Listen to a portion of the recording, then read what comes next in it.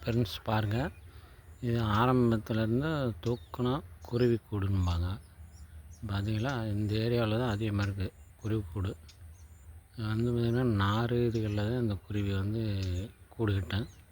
இது அதிகபட்சமாக நாட்டில் இப்போ நிறையா அழிஞ்சு போச்சு. இந்த டவர் பிரச்சனை இதுகெல்லாம் இதனால் காற்றாலைகள் இதுனால அழிஞ்சு போனதுனால இப்போ 100ல் எங்கனையோ ஒரு இதில் தான் இந்த தூக்கணம் குருவி கூடுன்றது கட்டும். பாருங்கள், கிணத்துக்கு பக்கத்தில் தூக்கணம் குருவி கூடுக்க இருக்குது. இதெல்லாம் ஒரு 10 கூடாட்டம் இருக்குது. கீழே பார்த்திங்கன்னா கிணத்து தண்ணி பாருங்கள்.